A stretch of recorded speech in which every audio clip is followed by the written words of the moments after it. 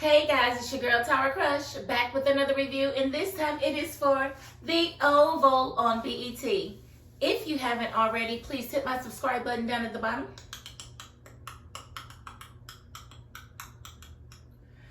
Thank you so very much.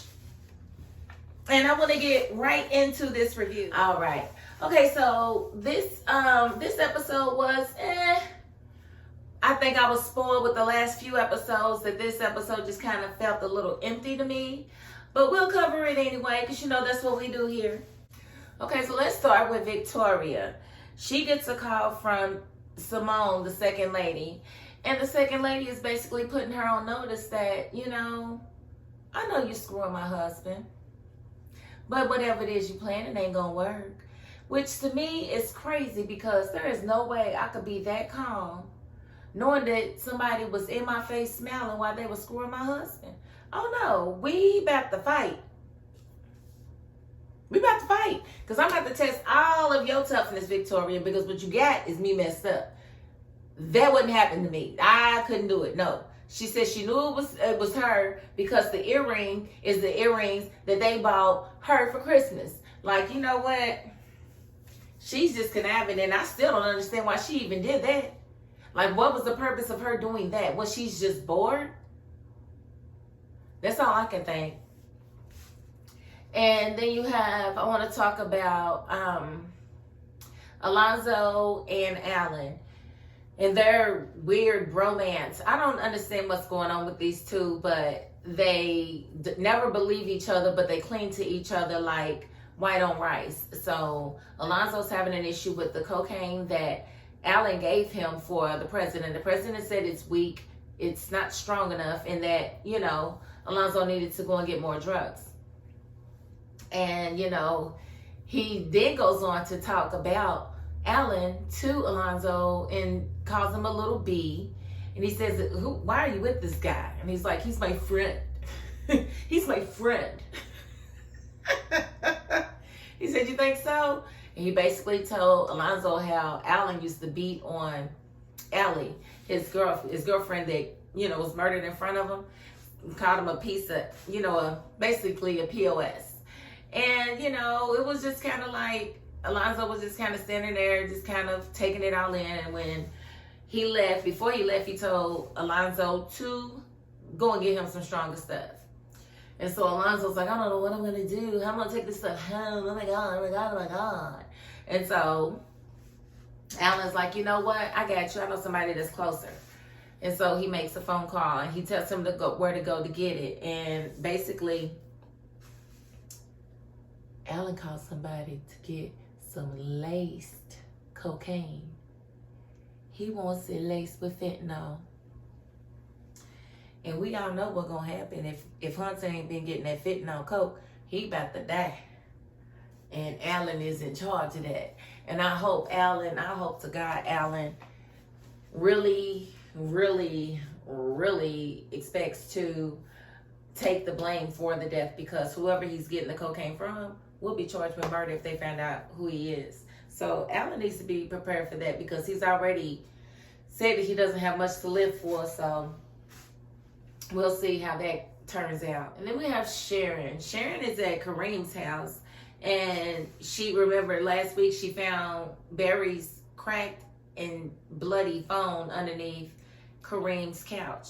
Now, how it got underneath his couch, I don't know, because they were supposed to be rolling him up in a rug and sending him to, you know, and getting him out of there. And they took him to the landfill. So how his phone got underneath his couch, I don't know. It's all weird to me, but I'm still going to stick with saying that Dale had something to do with it, because I still don't understand the connection of Barry to Kareem outside of Sharon. And the only other person that knows about their connection is Dale. So it just doesn't make any sense. And I really do believe that Kareem is a little too kitty cat to actually do anything like that. So I'm still going to say that Dale is involved in that. Because I don't think, the only other person that may have a vendetta may be Hunter, since he can't have Sharon. But there's no evidence that Hunter had anything to do with Barry's disappearance, because that night he was actually trying to pick up a hooker and almost got busted by the police. So I don't know. We're just gonna have to wait and see how it all comes out, and hopefully it does before the end of the season, because I'm sick of it dragging on. Okay, all right. Okay, so then we have, we have Nancy at the hospital, and Richard calls Priscilla to see if she can come up to sit with Nancy at the house, because he has some other things to do. Nancy is still talking crazy about Barry. She's still just kind of dazed and confused, and they said that she did have she had a hallucinogen in her bloodstream, so that's why she's been hallucinating and, kind of dazed and confused. So he's gonna, I guess, try to figure out where Barry is, but she's adamant Barry's dead. And she said it again today, and, she's upset about it. And I think Richard just needs to listen. Since he's already been told by the Rockadoochie that they killed him, then he needs to listen to his wife and stop acting like it's impossible. But I think he's in denial because of the last transaction that he had with his son. He was real nasty. He was real evil, real mean. And I think Barry came in that one time and then he left again. So they never really got to make amends. And Barry left knowing that his dad put Kareem and the crew above him and his comfort. So he's going to have to live with that. He's going to have to live with it. And we'll see how that comes out, because Nancy's already, mourning. And he's just still in denial. So we're going to see how long that lasts. But hopefully within the next couple of episodes, he's going to see that Barry is gone. And then we see Max and Bobby in the hallway. And, of course, they're guarding the vice president's office. And they're going back and forth. And, of course, Bobby's still on some I'm about to screw Priscilla stuff. And, of course, she walks up. Inconveniently says goodnight to Max and tells Bobby she'll see him later, knowing that Sam was right behind her. And so she walks away, says goodnight to Sam, and keeps going. And I'm not mad at her, because he did tell her he filed for divorce. That being said, don't be asking about her, Sam. You filed for divorce. You told me you was over it. So why you asking about her? I don't know, but I don't like it, and I need you to stop. Because it's not fair to me. It's not. So don't do it anymore. But yeah, he's, asking about her. If I catch y'all together, then what? How about if you do something to them, you're not getting any more of the cookie. You ain't getting no more of the cookie if you keep on dwelling on Priscilla. Okay, so her booty a little bit bigger than mine. But you little, so it shouldn't even matter. You're like 5'7", 5'9". I'm real tall. So, I don't. And Max and Bobby, they just killed me. They be talking in third person. Am I the only one that notices that Bobby would never? Don't say Max didn't warn you. Like, listen. Is there anything wrong with I, you, we, me? Like, why do we have to say our names in third person? I think that's so cheesy. But that's what they do. And I guess they're meeting at a hotel, because he pretty much stood on that. And Max had to keep, him and Sam for falling out. So I guess that was time well spent. Then we do have a conversation between Victoria and Eli. And she just relays to him what Simone said to her about it not working on Eli, and about Eli, not ever leaving her or whatever. Which that remains to be seen, because Eli mad as hell right now, because he didn't want her calling around, asking questions, and doing what she's doing, especially talking to Victoria. So ain't no telling what their next transaction is going to look like. I just know I don't like him at all. At all. I can't stand him. And I do hope that she gets her everything on with Bobby. I need Bobby to leave Priscilla alone and go after the second lady. That's a much better match for him. Much better. So, I do want to speak on Jason and Sam actually dropping Jason off at the cabin, and David being there. He's like, oh, you a ass whooping. Yeah, you do, but you ain't gonna give it to him, so shut up.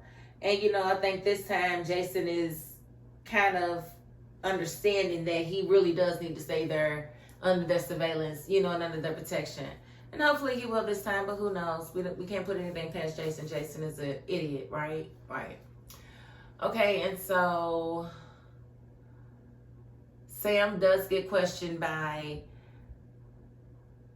Chief of Staff Donald because he wants to know why was he looking at that vehicle. And then Sam then told him that he got a call from the FBI that there was a credible threat on the president and he was just doing what he was asked. And he asked, well, why would they ask me to do something like that? He said, I don't know. Now, Cal thinks he's lying, and Donald pretty much thinks he's telling the truth and thinks that the FBI might be in on everything, which would make more sense that, you know, they would be able to move his body without, you know, anyone questioning it, XYZ. So I definitely get why he believes it. So we just have to see how far that goes. And I do want to talk about Sharon and Kareem because he's just acting very weird. Now, he doesn't want to go to work. He's too coochie to, you know, continue his life the way he should be continuing his life if he had just dumped the body. But he's just not smart enough to do that. Now, he's sitting there holding her hostage because he won't let her leave because he done called her with Barry's phone. Like, where did you get that phone? No, where did you get the phone? And so, you know, she finally asked him, you know, did you do something to Barry? He said, no, but he's dead. He was dead when I got here. He was on my bed. And Sharon's like, I'm leaving. Give me my purse. He won't give it to her. She's like, I don't care. I'm leaving. You know, but of course he grabs her. He holds her down like he's not letting her leave. Like, where did this come from? Like, now you kidnapping Sharon? Is that what we doing? We kidnapping Sharon now. That makes absolutely zero sense. Am I tripping? Because now you being all tough. Like, what's the purpose of keeping her there? What's the purpose in telling her and keeping her there? She don't want to be there with you. Because she really don't know what happened. And she thinking that you might be guilty because you've been acting weird here lately. Because you've already been weird. And I could have told her that. He ain't acting weird. He is weird. So he's sitting there. He finally gets control of her, and he's just kind of holding her so she can't get away. Now she needs to use all her power, all her whatever her stripper name was. She needs to use all them smarts to get him where he needs to be, up off of her. Okay, and the last thing I want to talk about is Dale at the pharmacy by himself, and then here come Alonzo. Alonzo comes in looking for drugs, and they like $6,300, and Alonzo pulls this whole stunt about, are you selling illegal drugs, blah, blah, blah. I'm with law enforcement. Put your hands behind your back. Why are you doing all that? All you really had to do was say, I'm with law enforcement, and took the drugs and left. That's all you had to do. You don't need to put nobody in cuffs. You don't need to act like this is a bus. You don't need to do none of that. It's just you there. You look silly. You look silly. So what was the purpose of you even asking, is he dealing illegal drugs? You should have just said, look, I'm law enforcement. I ain't got it. I'll be back. Bam, I'm out. Peace. And let that be that. But you didn't. So I don't understand that writing. It makes absolutely no sense to me. And it just takes us back to the lazy writing that I'm used to on the series. Sorry to say it. But I didn't like the way, I mean, it was a way that he could have dealt with that without it being so extra dramatic, right? So I ain't feeling it. And to me, the episode was probably a 4 out of 10, only because it came on today. And I couldn't give it anything less than that because it did have its moments. But for the most part, it was a lackluster episode, and hopefully, we probably only have a few episodes left in this season. So hopefully they pick it up and it stays up for the last few episodes so we can go out with a bang. Let us pray. So that's pretty much all I wanted to cover tonight on this review. And before I go, I do want to ask you one more time, to please hit my subscribe button down at the bottom.